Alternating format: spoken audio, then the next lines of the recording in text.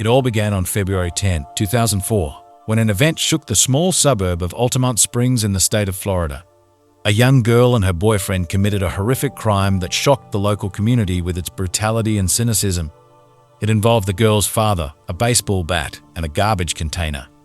Even after years of investigation, many details of this chilling act remain a mystery. Courtney Schulhoff, a young resident of Altimont Springs, found herself at the center of this gruesome story.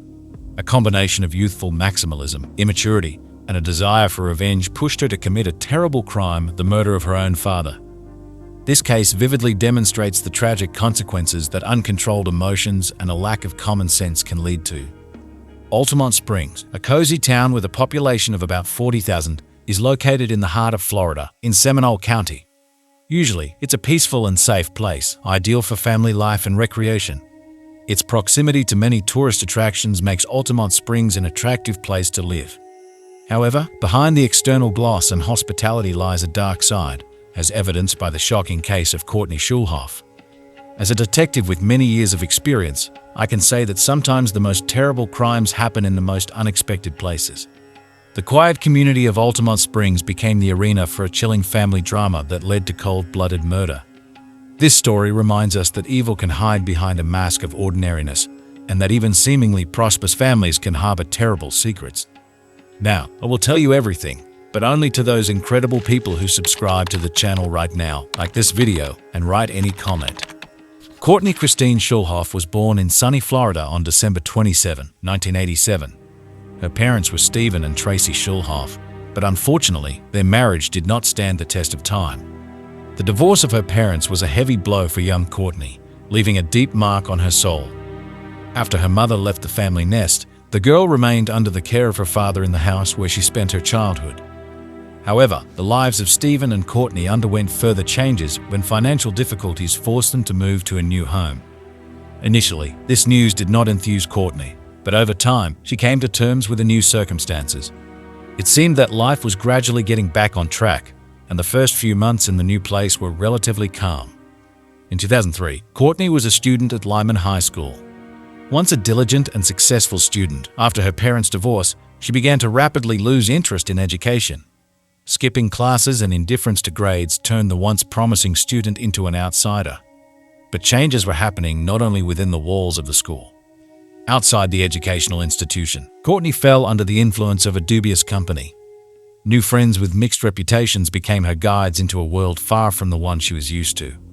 These acquaintances had a detrimental effect on the girl's personality, gradually changing her values and priorities. I have seen many similar stories. Parental divorce often becomes a trigger for problematic behavior in teenagers. A lack of attention, emotional instability, and a desire to be accepted in a new environment can push young people down the wrong path. However, even in the darkest times, there is always hope for change if the warning signs are recognized in time and a helping hand is extended. I could hardly believe my ears when I heard what happened next. Courtney's transformation was not limited to just her outward appearance. Her behavior became brazen and rebellious, challenging everyone around her. Naturally, the main blow was taken by her father, who embodied the main authority in the girl's life. Fierce conflicts erupted between them, fueling the fire of hostility and misunderstanding. The tension reached its peak when Courtney decided to temporarily move in with her mother, Tracy, seeking refuge from her father's control. However, this step proved to be short-lived. Tracy quickly realized that she was not ready to accept the new version of her daughter with all her problems and challenges. So, having no other choice, Stephen was forced to open the doors of his home to his prodigal daughter once again. Courtney's return home brought no relief. On the contrary, old problems flared up with renewed vigor, especially the issue of school attendance. The girl skipped classes more and more often, seeking solace in the company of her dubious friends. One of their favorite meeting places was the running track located near Lyman High School. It was here that fate brought Courtney together with Michael, a 20-year-old college student. A spark ignited between them, quickly growing into a passionate romance. It seemed that in Michael's arms, the girl found what she had been missing: so much understanding, support, and a sense of her own significance. However, would this meeting become a lifeline for Courtney, or, on the contrary, further entangle her in the web of problems? I have seen more than once how young people, finding themselves at a crossroads, seek salvation in romantic relationships. However, this is often just an illusion that hides the true roots of the problem. Without proper attention and help from loved ones, such connections can become a catalyst for even greater upheavals and dramas. Friends, creating this type of content requires a lot of time, and currently, my channel and I are going through a difficult financial situation. I would be immensely grateful if you became a sponsor of this channel and supported me with your donation. In return, I will be able to personally respond to you in the comments and also mention your noble name in my video. So become sponsors, and I will be eternally grateful to you. Michael Morin, Courtney's new chosen one, seemed to be the complete opposite of the girl. A former high school football player, he demonstrated remarkable success in his studies, regularly receiving the highest grades. After entering a nearby college, Michael continued to follow the right path, meeting the expectations of his parents. However, meeting Courtney became a turning point in his life. Several weeks of intense communication turned their relationship into something more than just a teenage infatuation. Michael and Courtney became inseparable, spending every free moment together. Their obsession with each other overshadowed everything else, and soon Courtney practically stopped attending school, finally putting an end to her education. The news that his daughter had unofficially dropped out of school came as a real shock to Stephen Schulhoff. As a father who constantly fought with Courtney over her poor academic performance, he immediately saw the root of the problem in Michael. From the very beginning, a strong tension arose between them, which only exacerbated Courtney's already difficult relationship with her father. The girl perceived her father's dissatisfaction as an unwillingness to see her happy. Time and again, she tried to convince Stephen that Michael was a good person worthy of his trust. But the man remained adamant, as rumors had reached him about the young man's dark past associated with car theft.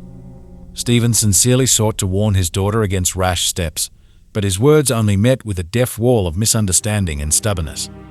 I have witnessed similar situations more than once. Youthful infatuation often clouds the mind, causing young people to ignore the voice of reason and the advice of their elders. However, it is at such moments that it is extremely important to find the right approach so as not to push the child away, but to help them see reality. Unfortunately, in the case of Courtney and Stephen, it seems it was already too late for compromises. I was stunned when I learned about the unexpected twist in this story. The conflict between Courtney and her father Stephen reached a boiling point. The girl began to openly accuse him of abuse, and unfortunately, there were some grounds for this. One time, the situation spiraled out of control when Courtney invited friends over, including Michael. Stephen, returning home earlier than expected, caught them smoking and drinking alcohol. The enraged father burst into the room where the improvised party was taking place. Not holding back his emotions, he began to reproach his daughter for arranging a get-together without his permission. Screams and accusations filled the space, and eventually, in front of Courtney's friends, Stephen slapped her across the face. This moment became a turning point, as now the girl had real evidence of physical abuse by her father. Despite the seriousness of the situation, neither Courtney nor Stephen took any steps to resolve it. Instead, their relationship continued to plummet into an abyss of mutual resentment and disrespect. Although the girl had dropped out of school, she refused to look for a job. Instead, she used her father's credit card without permission, buying expensive clothes and things online. Courtney would bring home boxes of new purchases, disregarding Stephen's worsening financial situation. I have seen many similar situations where family conflicts reach a critical point. A lack of mutual understanding, an unwillingness to compromise, and the selfish actions of each party only intensify the tension. In the case of Courtney and Stephen, it seemed that they found themselves in an enchanted circle of mutual claims and grievances from which there was no way out. However, even in the most difficult situations, there is always a chance for reconciliation if both parties are willing to take a step towards each other.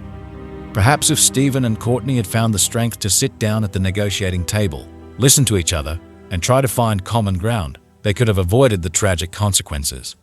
But unfortunately, they chose a different path, the path of confrontation and escalation of the conflict. The next fragment of this story made me hold my breath. Despite the escalation of the conflict, Courtney continued to act against her father's will.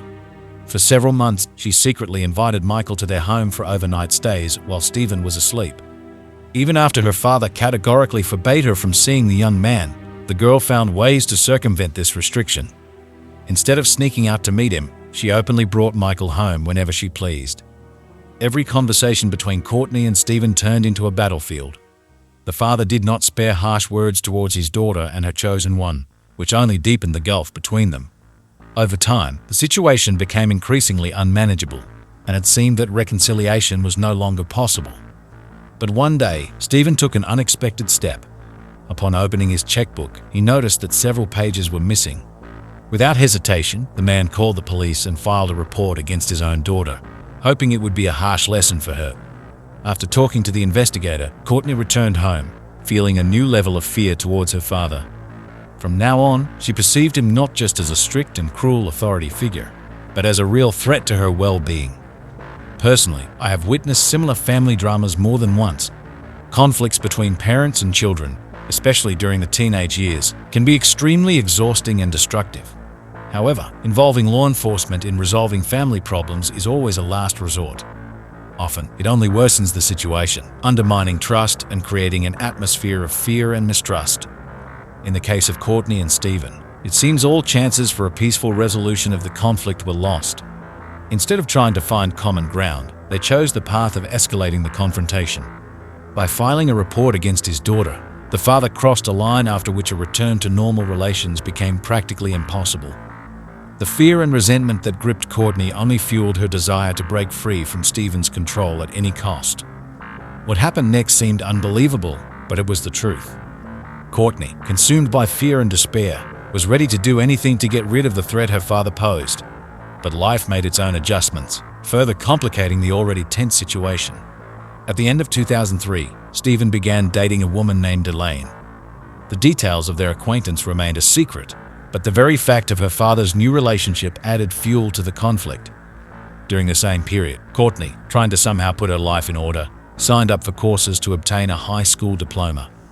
At the same time, she continued to meet with Michael, despite Stephen's constant attempts to hinder their relationship. Eventually, the lovers, tired of the endless pressure, decided to run away together. The only obstacle on the path to their cherished freedom was the lack of transportation and money. Courtney and Michael's plan was simple: take the young man's father's car and head to Maryland, where they hoped to find shelter and financial support from the girl's grandparents. But as often happens, even the most well-thought-out plans can fail. Having stolen the car, the lovers set off on their journey, full of hope for a better future. However, halfway to Maryland, they suddenly changed their minds and turned the car back towards home. What exactly prompted them to take this step remains a mystery, but the consequences of this act, especially for Michael, proved to be extremely unfavorable. I have seen it when young people, consumed by despair and a desire to break free from parental control, resorted to rash actions. Running away from home, stealing a car, all this seems like a solution to problems in the short term. But reality quickly puts everything in its place, and the consequences of such actions can be devastating for all parties involved. In the case of Courtney and Michael, their attempt to escape only worsened the already tense situation. Instead of finding freedom and understanding, they found themselves facing new challenges and threats, and although the reasons for their sudden decision to return home remain unknown, it can be assumed that fear of uncertainty and awareness of the real consequences of their actions played a significant role in this choice. What I learned next turned this case into a real labyrinth of secrets and mysteries. Michael's parents, just like Stephen, decided to turn to the law to punish their son for stealing the car. The young man found himself behind bars, where he spent a long 70 days pondering his actions and future. After his release, Michael was given a probationary period, but this was only the beginning of his problems. The young man's parents, convinced that Courtney had a detrimental effect on their son, began to insist on ending the relationship. From the outside, it was obvious that Michael and Courtney's relationship was far from healthy and constructive. However, neither the lovers nor their parents realized how much worse things could get. This was especially true for Stephen, Courtney's father, who did not even suspect that his life would be tragically cut short a few months later. After Michael's return from imprisonment, the situation escalated to a critical point. The young man's parents, especially his father, continued to pressure their son, demanding that he break off his relationship with Courtney. But Michael was adamant in his decision to stay with his beloved. This led to his angry parents kicking the young man out of the house, leaving him homeless. Finding himself on the street, Michael found shelter in the most unexpected place, the apartment of his girlfriend's father. Under the cover of night, he would sneak into Stephen's dwelling to spend the night there. It wasn't the first time the young man had secretly stayed in the apartment, but now it had become a daily routine. From a detective's point of view, This situation was explosive. The tension between Michael, Courtney, and Stephen had reached its peak, and any little thing could become the spark that would ignite this powder keg. Michael's nightly visits, his presence in the house despite Stephen's categorical prohibition, created an atmosphere of constant fear and mistrust. All the participants in this drama seemed to be blinded by their emotions and desires, not noticing the obvious risks and dangers. The lovers sought to be together at any cost, not realizing that their actions only worsened the situation. The parents, in turn, tried to control the lives of their children, not realizing that excessive pressure only pushed them into each other's arms. What happened next exceeded all my wildest assumptions. The situation with Michael and Courtney was rapidly spiraling out of control. The young man, having left his college education, actually settled in Stephen's house without his knowledge or consent. Moreover, Michael even changed his official address to Courtney's father's residence and listed his home phone number as a contact person in his parole plans. All of this was happening behind Stephen's back, who had no idea of the extent of Michael's intrusion into his life. Despite the fact that the young man had effectively become homeless, he made no effort to find a job and provide for himself. Instead, all the expenses fell on Courtney's shoulders, who shamelessly used her father's credit card. When the card's limit was exhausted, Stephen planned to have a serious conversation with his daughter about her irresponsible behavior. But fate had other plans, and what happened next forever changed the lives of all the participants in this drama.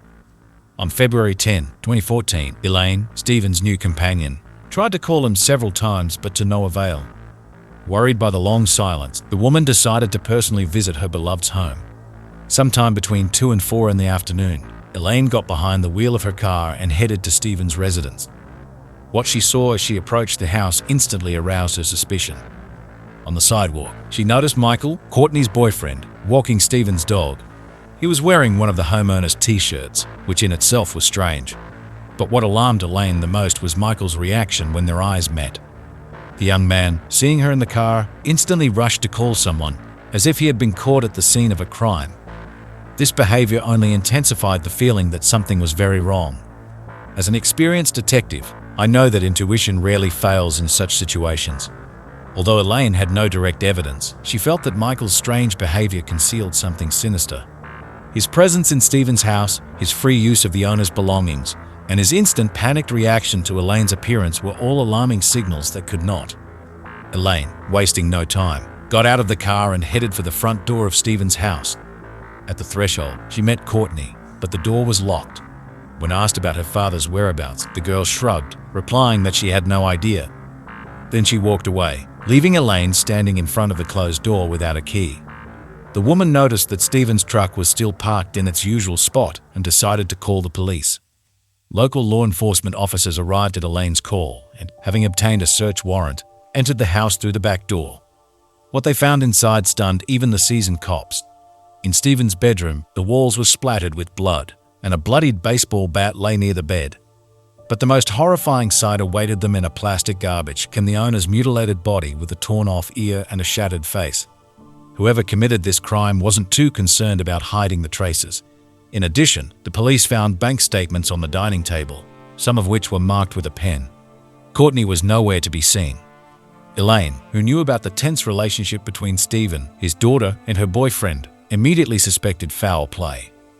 Law enforcement quickly organized a search for the suspects, but as it turned out, neither Courtney nor Michael tried too hard to escape or hide. The young man was found in the restroom of a nearby shopping mall, wearing Stephen's t-shirt, just as Elaine had said. He had the victim's wallet, car keys, and credit cards on him. Michael was detained for questioning. As for Courtney, it was even simpler. The girl turned herself in to the police at her mother's house. During interrogations, Courtney and Michael gave completely different testimonies. The young man initially claimed that he was living in the basement of Stephen's house, knew nothing about his death, and received the items from Courtney.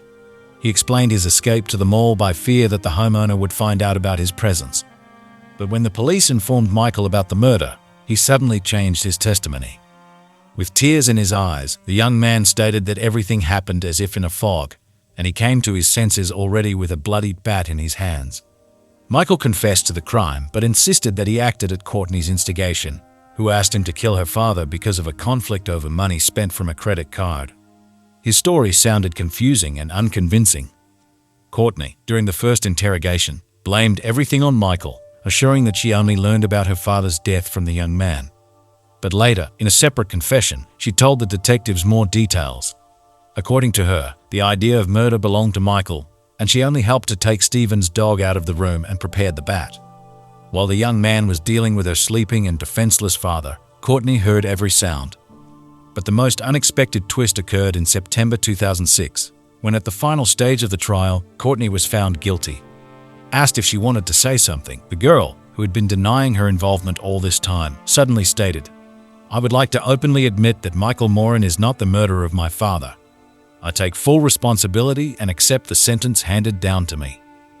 This shocking statement was heard in the courtroom where Courtney Schulhoff was sentenced to life imprisonment without the right to parole. She listened to the verdict without visible emotion. Less than a year later, in April 2007, the trial of Michael Morin took place.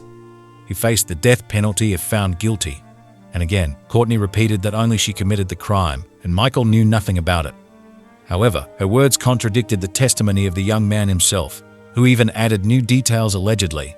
He and Courtney stopped by McDonald's and thought about throwing Stephen's body off a bridge. In the end, Michael Morin was also found guilty of murder and sentenced to life imprisonment. According to information from 2017, Courtney Schulhoff's sentence was reduced to approximately 40 years. This case remains one of the most enigmatic in my practice. Despite the fact that both criminals received their deserved punishment, it is still unclear what really happened on that fateful night. Undoubtedly, Stephen was killed with a baseball bat, but who dealt the fatal blow remains an open question. On the one hand, Courtney confessed to killing her father. On the other hand, Michael also admitted his guilt, and it was in his basement that Stephen's bloodied t-shirt, which the young man often wore, was found. Moreover, Michael was much larger and stronger than Courtney, so he had enough strength to deal with the victim using a bat. However, we should not forget that Stephen was sleeping and could not resist, and Courtney was able to describe the course of the crime in detail and even characterize her father's dying sounds. So who actually committed this brutal murder? I invite you to think about it and share your own guesses. Thank you for being with me and following the course of this intricate case. I hope it gave you food for thought and warned against reckless actions.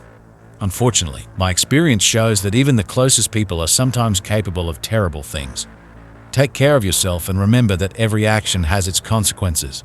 And I bid you farewell until the next story, which, I promise, will be no less impressive.